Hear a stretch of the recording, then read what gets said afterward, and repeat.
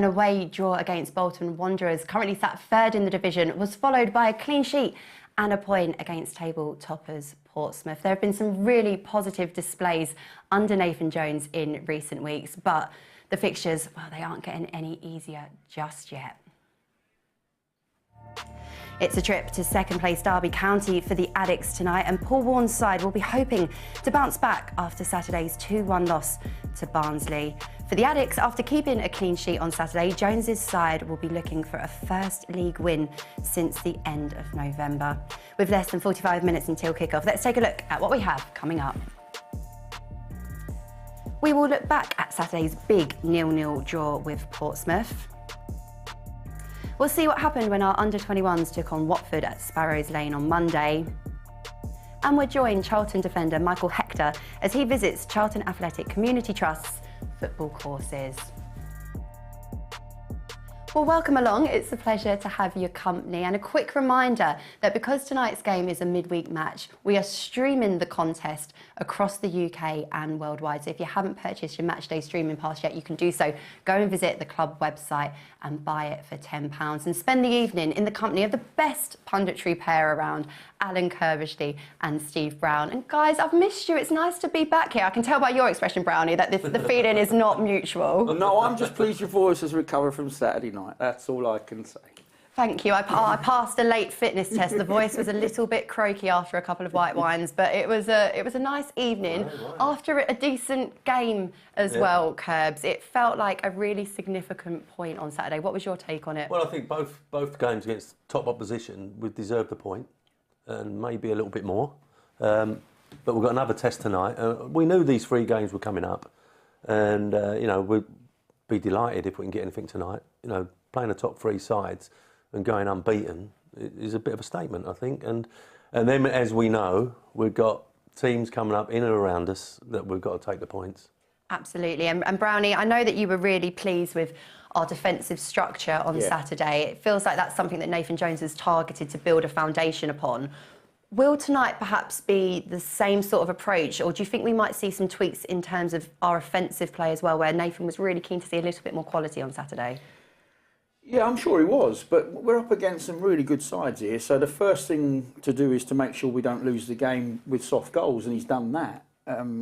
It's a very big ask against the top 3, I think, to suddenly turn it around into multiple chances in games. But, you know, you've got to drive the ambition of the team, and it has to come from the manager. He is the leader. And he's got to be nice and positive about how he goes about his business. So, you know, I can understand that narrative from Nathan for sure. But like Curb said, this is another really tough side. In fact, in some respects, it's an even tougher side because they've got a fantastic defensive record at home. And like we explained when they played here and won 1-0, they're not really going to shred you to pieces. You know, with their, you know, they're not like Bolton, you know, in terms of how they play, but they get things done. They win games, and they've got a very good experienced side that just knows how to see out games. And when it's tight, we saw the other night, or the other week against Stevenage, really tight game, and Stevenage were causing them all kinds of problems with long balls, throw-ins into the box. They dealt with it, and Sibley come up with a last-minute goal out of a little break down the right from Mendes Lang, and a great ball, and Sibley's finish was brilliant, and they win the game 1-0. Those little 1-0 wins are massive. So they know how to win games when they're not playing at their best. So it's a tough night again for us. And you mentioned their defensive record at home, 6 clean sheets, 1 loss in 14 at Pride Park. It's a real fortress for them. And in the last, I think, 8 occasions, they've scored 2+ goals. So all of that defensive good practice we've been seeing in recent weeks, Curbs, we're going to need to see again tonight. Yeah, and I think that, I said on Saturday, I'd be interested to see what team Nathan puts out tonight, because it is the 3rd really tough game on the spin away from home. He managed to get that magical clean sheet, which is what we've been screaming for some time at the weekend. And you know, with games coming thick and fast, he ain't been afraid to like change it and make big calls really. So I'll be interested to see what the 11 is and how we shape up tonight. Brownie, are you expecting a lot of rotations this evening? Yeah, I think he surprised us actually a few times when the teams come through and you go, oh, okay. We've seen Coventry, we've spoken about this on Saturday, Kerr spoke about it, about Coventry being left out of the team completely and then brought in. Hearing he's going to be brought back in tonight. So, you know, there is an element of this rotation, and I think what he's doing is he's preparing players like, you're going to be in 1 week, you're not going to be involved at all another, get on with it. You know, we're all in this together. It's one of those cells. We're absolutely all in this together until the end of the season. Give me everything you got if you get picked. It's one of them. One of the things I wanted to ask Nathan after the match on Saturday, but couldn't quite get it into our post-match interview, Curbs, was the point, and it's a similar one to tonight, because there's 32 points between us and Derby. When I watched them here at the Valley a few weeks ago, that gulf in points wasn't particularly apparent. No. And I didn't feel like it was apparent on Saturday as well. And what I really liked in Nathan's post-match, he made the point that a few months down the line, or certainly next season, he wouldn't have been particularly happy with that display on Saturday, but it's a bit of a marker of where we're at the moment. I mean, taking points off teams in the top three, you know, and given as good as they got in some respects, certainly the Bolton game, and coming back a couple of times or whatever. So no, I think this is another big test tonight, but as Brownie just said there, that he's not been afraid to make some big calls, Alfie May being one of them, you know, your top goal scorer, and he didn't start the weekend, so, you know, let's see what's happening tonight. But, you know, he's not been afraid, and he's probably said, look, we've got a bit of a battle on our hands. We've got to stay in this division, and then next year, hopefully, it'll be a bit different. And, you know, I think whoever he picks, he's saying, go out and do what you can. And, you know, I've got a strong bench, and that's what has been happening. The bench has been making a big difference when he's come on. So, yeah, as I said, I'll be interested to see what the lineup is tonight. Well, shall we take a look at that lineup, because the team news is in, and Panucci Kamara, Connor Coventry, Freddie Ladapo and Macaulay Gillespie will start for the Addicts in this evening's game against Derby County. They replace the suspended Lloyd Jones, while George Dobson and Alfie May move to the bench. Terrell Thomas will captain Charlton, while Lucas Ness returns to the squad. Tyreek Backinson missing out. Brownie, your thoughts on that? Do we know what Backinson's missing out completely? Is he doing the same with Backinson he does with Coventry? Or do we know that or not? We don't know. We don't know that. We don't have that confirmed, but I can see if sources closer to Pride Park can confirm that. Absolutely. I'm sure we'll get a WhatsApp soon. But yeah, I think Kamara coming in, everybody's sort of been calling for that. As soon as he's fit, he needs to get back in the side.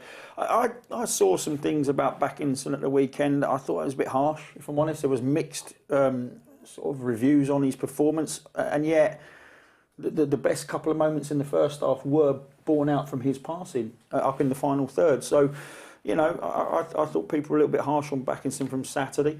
You know, bearing in mind it was Portsmouth who were top of the league, 6 points clear, and we hadn't kept a clean sheet for 3 or 4 months. I thought the whole team actually put in a decent shift, but I think this is about the amount of games we've got in a short space of time. So we go Saturday, Tuesday, and let me tell you, Saturday, Tuesday next week is massive. It's a massive 7 days. So whatever Nathan decides to do in terms of rotation, I'm almost positive he's got that week in mind. Yeah, 100. Well, our sources closer to Pride Park have just said no confirmation on Backinson. We're assuming that rotation because actually we're quite spoilt for midfield options, Curbs. Yeah. And perhaps there's something, I mean, knowing Nathan Jones and the way he plans so meticulously, he'll be looking at our position, and perhaps there's something in Connor Coventry that can be offered tonight. Of course, Coventry started against Derby last time out here at the Valley when Nathan Jones was watching, so he might have seen some things tonight that can perhaps hold us in good stead. As he left him out completely from one selection, and, you know, you couldn't imagine a couple of months ago a team starting without George Dobson and Alfie May. You couldn't. You know, he's left his captain out tonight, and you know, he's top goal scorer. You know, so that is saying, I think, you're all in it, and you know, if I think that he's going to do a better job for me, don't come knocking on the door, because next week it could be changed again, and this is how I see it. This is the opposition we're playing against, and as I say, listen, Kamara, they've all the signings have come in and done a bit, and then suddenly gone out again, haven't they? And because of injuries and whatever, and you know, it's time now. We need people to stand up and be counted. And, you know, I think Nathan now, I think we will be a little bit more direct. You know, he obviously fancies Freddie Ladapo and Carnu up top. You know, legs and pace and a bit of power. He's got Chucks to come on. He's got, as I say, we've got Alfie May, our top goal scorer, to come on. So if you're not doing it, I've got people off the bench.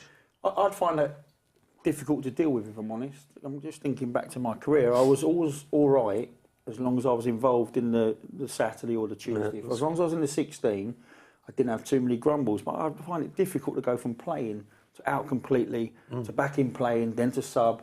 I'd find that tough to deal with mentally. You know, I was okay if Curbs called me in and went, yeah, listen, this is the reason, you're on the bench, no problem. You know, you kind of, it softens the blow. I was on a heavily appearance-based, you know, and bonus-based contract.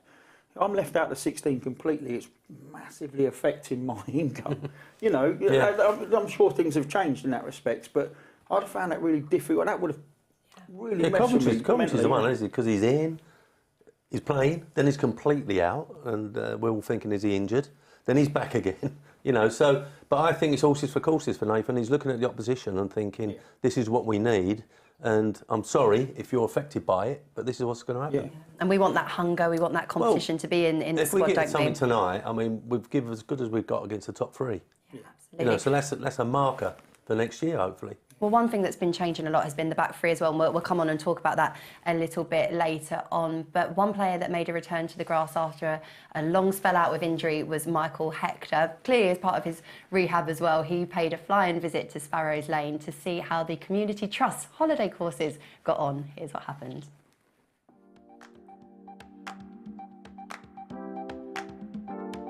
Yeah, no, I think for the community it's important. Obviously, there's 160 kids today, half term. Obviously, it's nice weather, and yeah, it's good to interact with them.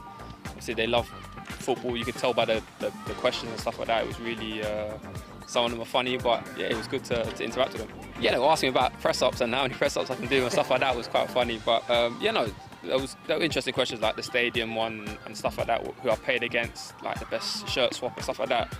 We obviously know about football and what the day-to-day it comes with it and stuff like that, and it was very interesting to the insight of football as well.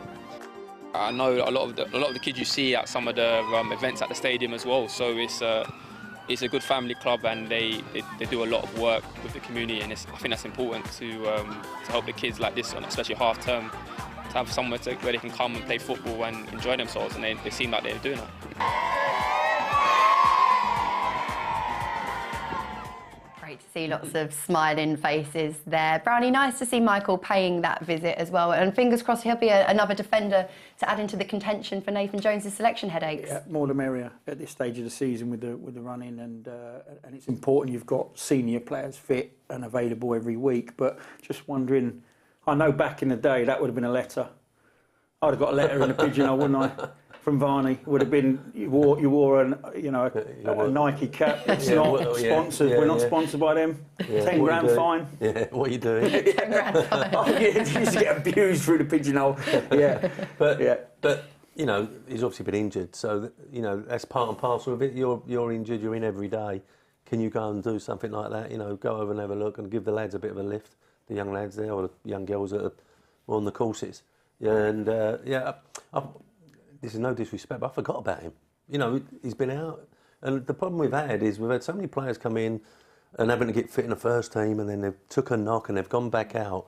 But Nathan's right, once everyone's fit, he won't have too much of a selection problem, because he's not seems to be bothered about who comes in and goes out. So that ain't a problem. But when you've got so many players around you, it's difficult, training's difficult, keeping everybody happy. So I can imagine it's going to be slimmed down somewhat in the summer. Yeah, he's mentioned Michael a few times, actually, I think, with that experience and being one of the older members of the squad as well. In these relegation battles where we're hovering, it's really important to have that experience there as well. Well, look, it's not a full fixture schedule in League One this evening, but it is certainly going to be a very, very important night indeed. Let's have a look at the fixtures taking place. So, starting right at the top there, as Burton Albion take on Carlisle United in a massive 6-pointer.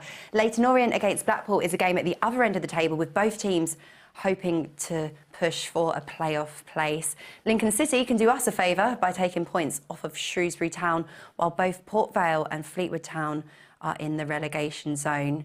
Stevenage hosts Cambridge United, one of 5 teams that are 4 points ahead of us, while Wickham, also on 38 points, welcome Cheltenham, who are currently a point behind us. And it's probably worthwhile making the point as well. Breaking news that came out today is that Reading have been deducted 2 points, dragged right back in it for reasons to do, well, not to do with the football pitch, really. It's a really, really sad situation. But it makes it a right mix-up down there, doesn't it, Brownie? Yeah, it does. There's some big games there, if I'm honest. You could do with a few draws. Burton at the top drawing, Port Vale drawing with Fleetwood, even Wickham drawing with Charlton would be nice. Charlton are on actually a decent run of form. You know, I was looking at the form table today. They're actually on I mean, that's going to be an ugly game, to be honest. But kind of think you kind of, if you want one team to win, that would be Wickham rather than Cheltenham. But like I said, we've got to, rather than rely on those fixtures and results coming out of those games, we've really got to start concentrating on us. And like I said, get it out of the way. We've got a massive, well, more than 7 days, but 7 days that could shape our season if we have a right good, run of those 3 fixtures. But we'll see. But yeah, we need a few draws tonight, I think. Curbs, 5 teams are 4 points ahead of us. And like Brownie said there, we want to be focusing on us and what's on our control. So to get a positive result tonight, to drag them in it, will be really important. Yeah, and there's teams below us with games in hand and I don't like that. I don't think that's right. I think that should have been sorted out. Make them play. It's no one's fault. Games are getting postponed. But I don't think having 2 games in hand when we're going into a run-in, if you like, I don't think that's right. And I think the Port Vales of this world might find themselves playing Saturday midweek for the rest of the time, all the way through to. So is it fair on them? So hopefully they can catch the games up, and then we all know where we stand. Yeah. Well, look, we've had some of your questions through on WhatsApp, and do contact us here in the studio. We would love to hear from you. We've had Steve ask if the intensity Nathan Jones demands makes the rotations necessary. Yeah, I mean that's fair to say. It might not be that at all, though. It does look like. I mean, that's kind of away. You playing the away games and not the home games. I think that's So then, what's in that? That would need an explanation. Why away, not at home? And this is what you try and say to people listening: is you can only make assumptions sat here. We don't have all the information. We've got. We don't see the players day to day. Nathan does. He makes judgment calls that he feels that will win him the game. And at the moment, I mean, the Reading one was a real big disappointment because I actually sat there and thought, right, we'll get off and running today. I honestly thought we were going to win that one. And then when we didn't, it was disappointing. There was a little recovery for the Tuesday and we done okay. And we're steadily getting better. But at the end of the day, Nathan's acutely aware we need results. Yeah. So whatever he sees on that training pitch, however he wants to go, you've just got to let this fan out a little bit because we're not quite sure what this is all about. He's in control of it. He makes the decisions and he understands which players he needs in for what he needs delivered on the pitch at the moment. Well, look, let's move on now and we'll come back to some of the WhatsApp questions a little bit later on. But our women's team are going to be back in action after the international break. And they're going to be back at the Valley for the upcoming game against London City Lionesses on March the 24th. That was initially going to be played at the Oakwood, but it's now been moved here, which is fantastic to see. It means that the Addicts have 3 big games at the Valley to end the season against London City Lionesses, then Birmingham City visit on March the 31st before a potentially thrilling season finale against Southampton on Sunday, April the 28th. This week, though, the team will be travelling to Watford, and Watford are in the relegation positions, but their last time out, they picked up victory against Birmingham City, who are pushing for promotion, and they are the only team to have beaten the Addicts here at the Valley. So, Curbs, after that international break and that rest up, they need to hit the ground running, don't they, the girls? Yeah. And, it's really exciting, isn't it? I think that we've got to give Thomas Sandgaard a bit of credit. I think people sort of questioned when he started to fund the women's side as much as he did when he was here in charge. Karen Hills has come in. She's done a great job. And it's bearing rewards now. And I'm really pleased they're playing at the Valley. I think, it is a question. I think the pitches should be able to handle it. There's not a problem with the pitches. Obviously, it's the expense of opening up the stadium. That's the big thing. But you're seeing now, certainly in the top division, sell-out crowds. Absolutely. The big boys, the Arsenals and, the Tottenhams and whatever, selling out. So, yeah, great. Let's hope we can get up there and start playing some of the bigger clubs here. 1 point off of top spot with a game in hand, Brownie. It is such an exciting climax to the season. And playing here, that sense of occasion and trying to encourage more supporters down can really make a difference. Yeah, but it's building blocks. You know, if you go back a few years, we've certainly increased capacity in terms of, or certainly increased numbers to the games, and it's building blocks is what you've got to do. I think Curb's right. Karen's done a great job. Palace also a game behind though. And yeah. There's 3 or 4 teams in the running for it's it. not That's just why, us. Yeah, it's quite tight. And actually, we drew with Lewis recently, who were bottom. You know, so they're sometimes the tougher games to win at this stage of the season because the teams are fighting for their lives at that end. So they, you know, sometimes you want those middle of the road ones that aren't going anywhere. It's what you need. But yeah, positive result. And you know, I think it's going to run all the way to the end, isn't it? Yeah. You know, there's too many involved for one team to run away. But yeah, all you can do is put wins on the board, put pressure on all the others. I went to that Lewis game and it was really good. I took my little goddaughter who's 5, who absolutely loved it. And the thing that's really nice about when you go to a women's game as well is the players, they give up so much time at the end to sign signatures, to take photos and so on. It's a really good day out. And that London City Lionesses game comes as a bit of a double header on the Saturday and Sunday. So spend your whole weekend here at the Valley. I'd really encourage you to do so. And you can purchase your tickets on the club website. A very exciting end of the season to look forward to. On the subject of Watford, though, who I mentioned the girls are going to be playing at the weekend, well, they visited Sparrows Lane earlier this week to take on our under-21s, and we'll be able to see how that 90 minutes unfolded now. So here we go. This is Charlton Athletics under-21s versus Watford's under-21s, Curbs. And Patrick Casey was amongst the goals again. His record at youth level is so impressive, Curbs. He's probably got a few people scouting and keeping an eye out for him. Well, let's hope he comes through and plays for us. I think that, you know, we have given a lot of young players opportunities over the years, and, you know, perhaps this season, perhaps 1 or 2 too many have gone into the first team at the same time. But there's got to be a pathway, and, you know, you're never afraid to put a youngster in if he's good enough. You know, that's the thing. So let's hope a few more can come through. Brownie, Terry Taylor and Lewis Fiorini both got minutes for the under-21s, which shows the depth that we have, particularly in midfield at the football club at the moment. Yeah, and actually Terry in particular really needs those minutes. I know Fiorini's come in on loan and hasn't played much football over the last 18 months, but, you know, he's not our player. Terry is. So it's good to see Terry Taylor getting minutes on the board. I'd like to see him involved in the first team before, you know, long before the end of the season, and putting himself in contention for next year, because, you know, he did come here with a bit of a reputation as a good signing out of Burton, and it just hasn't happened for him. So good to see him back out on the pitch. Yeah, Watford initially took the lead in this match, and Casey equalised from the penalty spot, as you've seen. Watford struck twice again before Ryan Hugh pulled one back, and eventually Watford came out 3-2 winners. Curbs, I just want to get your thoughts really on this dynamic between under-21s games and your senior side, because when you are playing in the under-21s, and when you're the manager looking at that and you're getting some of your senior players involved, you really want them to kind of use these opportunities as a showcase to get back into your side and back into your forwards. Well, I think, first of all, I think that, you know, it's not a result-based situation, is it? You know, the under-21s or whatever. You know, it's not about winning games. It's about producing players and giving them the chance to express themselves and, you know, perhaps making it as a professional footballer and having a career. So when the senior players drop down into it, it is mainly a fitness situation, isn't it? Can I ask you a question? Do you think this benefits them playing at the training ground like that? No. I think it's awful. No, I don't think for the... I think it's truly awful. I done a thing for the Premier League a few years back where me and David Pleat, actually, we was asked to go and look at under-23 games, under-21 games, whatever, and perhaps to push for the players to be playing on their main grounds, not training grounds. Yeah. When you play like a training ground, it is a training ground. It's a training game, if you like. And the referee, it's not like a proper game. When that gets transferred to the Valley or to a proper stadium, it suddenly becomes a game. You know, the build-up's totally different. You know, you arrive at the stadium. It's a totally different environment. And I think what we had when we first come back to the Valley and we was playing the reserve games at Welling. Yeah. Some people, when they made their debut, it was the first time they've ever played at the Valley. Yeah.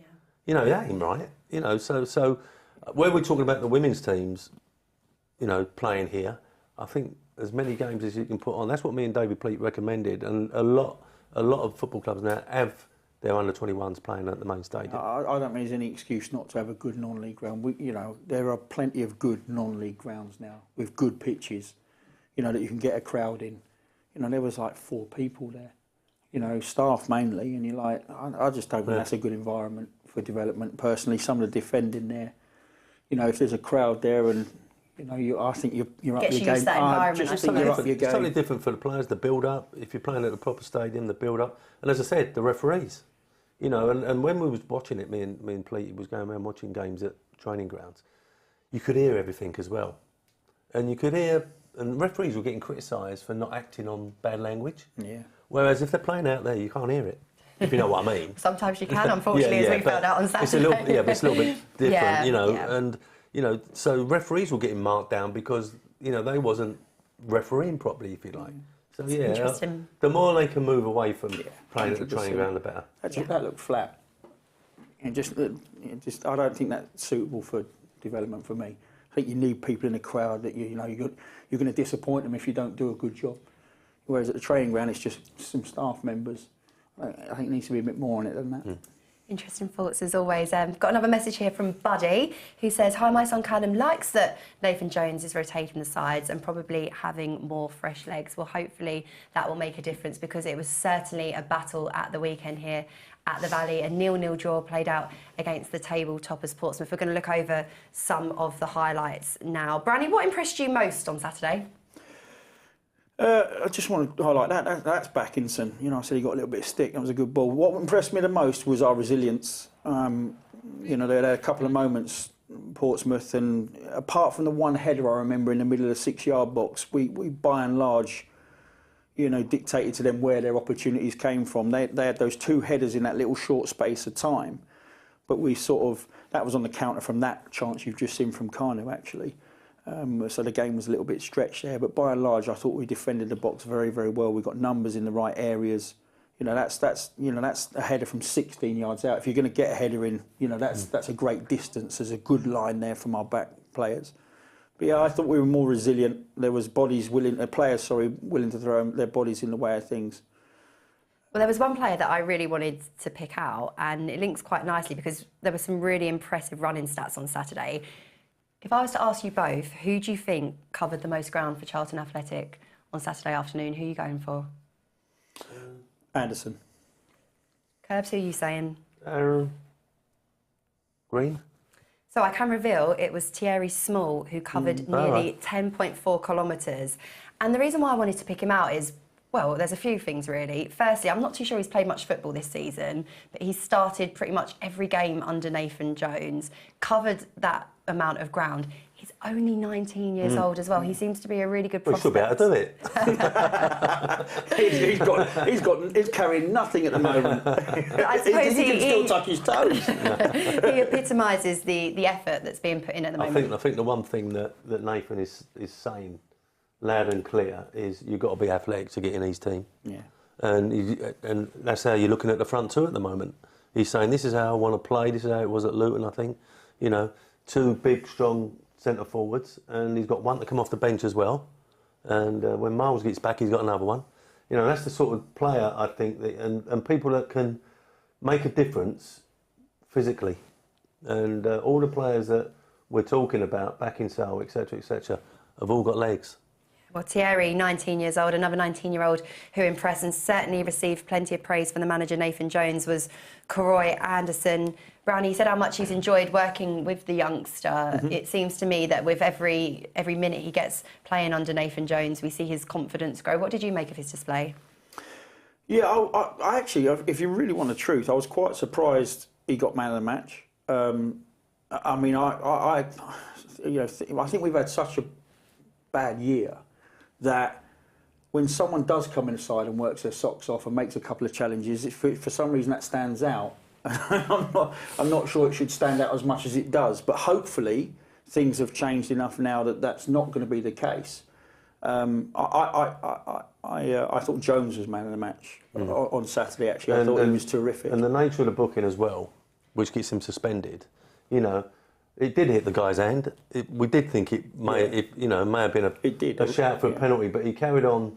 He carried on with the ref and got booked for it, and now he's out. Now, you know, who knows? It may cost him even more than that because whoever plays, you know, we're saying about tonight's team. someone who's going to come in and take his place, he might take his place for the next game as well. But just looking at these clips, you know, Karoy was advanced in midfield. Look where he is now, you know. And I think that's what stood out to people. His willingness to get up and join the front two. And then you look at that clip there when they're attacking, he's by the penalty spot, you know. So there's a dynamic there. There's a stamina level that, you know, allows him to be able to do that box-to-box stuff. He made one brilliant challenge. He actually hurt himself, and it was one of the best challenges I've seen this season. You know, and I think when a manager puts you in, like he has put Karoy in, and then backs it up by playing him again and again, the confidence will grow in that young player. And I think I read him say, I like playing 19, 20-year-olds because I can mould them into what I want in the team. And I think that's what you're seeing actually with Karoy Anderson. But I think Now, is this where the incident comes with the penalty shout? Is it this the build-up to it? so. Because I managed to watch the replay back, and I heard you guys analyse it as well. It's Sean Raggett, isn't it? Maybe it's not this example. No, there is a much... Oh, there we go, that's Listen, it. there is a much better angle than that. I don't know how I got it, but I got sent an angle that's from that corner. Here he goes, look. Yeah, and it's a clear arm. It really is quite clear when you see it from the corner. I think it's quite clear from these angles as well, to be honest. It's the way the ball goes. Yeah. The way the ball goes, it goes violently out, doesn't it? As if it's absolutely. been punched. And it's such a shame because, like you say, it's cost Lloyd Jones his place in the team. I thought he did an exceptional job of basically marking Colby Bishop out of the game on Saturday. The manager was quite pragmatic about it. But he's given someone else a chance. Exactly, that's what he said. I thought that the reason he was so aggressive on the first ball up, which has been sorely missing this year. The more balls your back line can win on that first ball out, and you win it and it just drops down into your midfield, you control possession, right? Which means the opposition can't get their line up. You know, you can start to dictate play. That's how vital that aggression is in your centre halves when they're winning balls up. Now we've you know, tonight we're going to have to do exactly the same thing. But like Curb says, Gillespie found himself on the bench. He comes in tonight. He has a 9 out of 10. But he made a great tackle, didn't he? When He made an unbelievable. I love it. I mean, we're going to see it shortly, but that to me is worth any kind of goal, don't you think, Brownie? Yeah. Curbs? This is just as important, isn't it? I think so. And it's interesting because I'm kind of looking at our recent lineups, and the back three that played against Derby was Ness, Thomas, Gillespie. The back three against Portsmouth, Edmonds, Green, Jones, Thomas. It has just been one of those parts, one of those territories of the pitch that we have seen rotated probably more than we would like, and has been the reason, perhaps, Brownie, why it's been so hard to find a clean sheet. Well, yeah, I mean, because we haven't kept a clean sheet is probably why you're seeing the rotations, because that is generally what a manager will do. He's finding out who you can trust, who can do the jobs over and over consistently that you want him to do. That's the challenge I'm on about. He hurt himself, actually, but you like to see that, don't you? I do, anyway. 100% commitment. Yeah, but no, I mean, you know, I played for a manager that if he made those kind of recovering challenges, he just went, well, that's your job. What do you want praise for? That's what you're in for. And we're waxing lyrical about it, and all we got was, well, Not even a pat on the back. That's what you're paid to do. No, he patted you on the back when he needed it. But yeah, it was just, listen, chalk and cheese from where we've been defensively, and not, listen, you can talk about the back three, but you've got to chuck in our midfield. Here we go. Here's the Gillespie challenge. Yeah. I mean, I'm going to skirt over that loose leg that was the initial challenge, and Gillespie's was absolutely fantastic. And I think hopefully tonight will be a good opportunity for him, because again, he hasn't.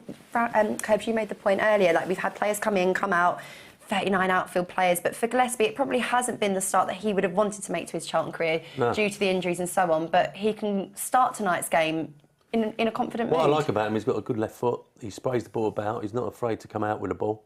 But another one who's probably chasing fitness. You know, he signed from Plymouth. Probably not been playing that much, and you know, suddenly then the body takes its toll. You get a little niggle, and then you're out, and someone else comes in. So he's had to wait his chance, and you know, we've just seen a bit there. Hopefully, he can stamp his mark on it now. Yeah. Our high-speed intervals and sprints throughout that 90 minutes were higher than the stats recorded by Portsmouth. Brownie, does that again underline this word that we keep coming back to, and it comes to Nathan Jones and what he wants from his team, and that is intensity? Absolutely. I mean, that was clear and obvious from sort of Lincoln game onwards, really. He was finding his feet against Reading, and it was such a shame that wasn't maybe 2 or 3 games into it. Although in saying that, Reading have got a particularly strong home form. However, I just feel that if we'd have been 2 or 3 games in, that would have been a different performance for us. I don't think we'd have conceded. But yeah, it's clear, isn't it? Bit of physicality. I said the Luton side that got promoted, which you've got to judge Nathan on really. His midfield was extremely industrious. It could do both sides of it. It could do the horrible side in terms of getting tight and being nasty, and it could play a little bit and get up and support the front two. And I think that's where we're going to go to. He normally has a physical front two as well that can hold the ball up, unsettled defences. And I think we're seeing, you know, that this side slowly go that way. He's taken the pressure off the back line as well by not asking them to play too much. When they can, they will. But if it's not on, leave it, you know. And I thought that was forced on our back line under previous managers, which just didn't work. Ian from Toronto says, if the defence holds, then we'll win tonight. And building on that in terms of the optimism that I'm getting on WhatsApp, Mark is predicting a 4-0 Charlton win. Or certainly take that. The last time we won was a 4-0 scoreline, wasn't it? So let's see more of that. I mean, I'd have a pound on that. If he really believes it, I'd go, that's going to be good odds. And wasn't it on Saturday that you were getting messages from all over the world, like really exotic temperatures? Yeah, and really hot places. Really? Yeah, You're about to go on to your holidays as well. So if anyone's watching from abroad, you know, we always... being the right... Holidays, plural. Not just me. It's holiday hopping. It's not just me, is it? Well, I've got to take someone. Or they're taking me. Yeah, God, wouldn't that be nice? A little bit of sun. Let's go back to tonight's game, though, and take a look at about how Derby and Charlton are going to set up. And there is a familiar name on the bench for Derby, and that is Corey Blackett-Taylor. Not in the starting 11, though, but if you are just joining us, there are changes to the Addicts 11 tonight. Terrell Thomas, skipper in the side, Panucci Kamara, Freddie Ladapo coming in, and Macaulay Gillespie, the other change made. That's interesting, isn't it, where Derby's at, that they make a big signing and you know, didn't want to wait till the end of the season, make a big signing in Corey Blackett, and he's not playing. You know, so you know, that tells you the strength of the side, I think. Yeah, I mean, they do have a very experienced side, and they do have strength in depth, actually, as you would imagine. You know, they've got a decent budget, Derby, and he'd be mad not to use that to his advantage. But yeah, I think Dwight Gale coming in, you know, again, that shows you where Derby's at. They can attract a Dwight Gale. I know he's at the end of his career. Maybe he's not. Maybe he goes on for another 3 or 4 years. But he's certainly towards the end. And what you're buying is goals, or you think you are. You know, the experience there in terms of sniffing out a goal when the team's under pressure could be valuable this evening. And it also gets Mendes Lane. They played him striker the last game, probably not a striker. You know, his assists are off the chart, and I think he likes to do that coming from slightly deeper because he's a powerhouse. But yeah, they've got options. For the Addicts, it's the same formation as the last time out against Derby, but different personnel. Thomas, Watson, Reg, Coventry, the ones I think that keep their place from the last time out here, that 1-0 defeat at the Valley. Curbs, it seems to me anyway, just, you know, as a humble observation, that players now really sort of know their roles and responsibilities within this system. Do you think that there'll be a sense of confidence now in terms of whoever is coming in will know that role, will know that contribution? Yeah, I agree with that. And we've been saying, you couldn't imagine perhaps 6 weeks, 2 months ago, that team going to Derby today would have no Alfie May in it. That's for sure. And George Dobson. You know, so... probably the 2 most influential players, really, I think, over the course of the season. And he's saying, either I'm going to rest you because, you know, you put so much in, especially George, you put so much in over the season, so I'm going to give you a bit of a break. And I don't know if you said anything to George that you'll be back on Saturday, I don't know. But leaving your top goal scorer out is another thing. And, you know, I think that perhaps I think Brownie touched on it, the way Nathan likes to play, the team that won promotion at Luton, etc. You know, the 2 forwards he had were quick, aggressive, front runners, and, you know, most of the managers we've had have been so unlucky in that position, you know, like no Chucks, no Miles, you know, most of the managers have had that situation. So, you know, I think when them 2 get themselves fully fit, there's going to be some real competition. Yeah, I think we need people just stand up to the plate in terms of goal scoring, because our top goal scorer now, Alfie's removed his Carney on 3 or 4. Every team I seem to analyse building up to this game have got depth in terms of their goal scorers and their assists, because they've probably played players regularly across the season that are now hitting the 10s and the 12 assists, the 8 goals. We really struggle to put out a side at the moment. And it's an interesting thing, you know, in rugby, when they make a replacement, they call them finishers. Yeah. You know, and they don't like to call them subs or whatever. And when you're bringing on Alfie May and Chucks, if that's the situation tonight, after 60 minutes, you know, imagine that back four. Or Derby's defenders go, oh, blimey, here comes 2. And they're coming on nice and fresh when perhaps a little bit of tiredness has crept in Derby's back four. Yeah, I feel like that freshness is going to be so important tonight and hopefully work in our advantage as well. Just a reminder to those of you who are watching on YouTube that you can still purchase your match day streaming pass for this evening's game, because it's a midweek match. We're allowed to broadcast across the UK and worldwide, and plenty of you have been getting into contact with us. We've got Mike who's saying he's watching from a cloudy Tenerife, and we've had a message from Sam. His girlfriend Chloe will be watching from LA. Oh, that would be nice again, couldn't we? Take us on tour, Charlton TV on tour. She's cabin crew, and I'm stuck in Surrey watching it with a microwave meal for one. Oh. Sorry to hear that, Sam. That's the other end of the spectrum. Yeah, you've got a real spectrum there. Sam, you're definitely coming off worse on that. Want to wish Carly a happy 52nd birthday, hoping for a big 3 points as well. Best wishes from John and the Weasel.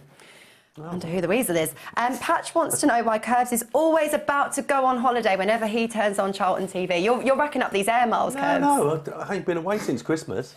It's all right for some, isn't it? What's Lurker call me? Oh, Judith Chalmers. Yeah. No, we're going away. It's the wife's birthday. We're going away. You get right. Next golf day when we're playing, I'm not here for. And there's about 40 dates come up. There we go. You're a man of international travel, Curbs. We're lucky to have you here when we get you here. In fact, it's easy to go. I'm available on the 3rd. That's it. That's all you get. Well, look, we are counting down until kick-off, and I think the boys are ready to make their way onto the field of play. So I will hand you over to your commentary team now. And just a quick shout-out before I do so to the 650 Charlton Athletic fans that have made the journey today. When you consider our run of form, our support on the road has been absolutely phenomenal. But enough of us. Over now to Terry Smith and to Greg Stubley.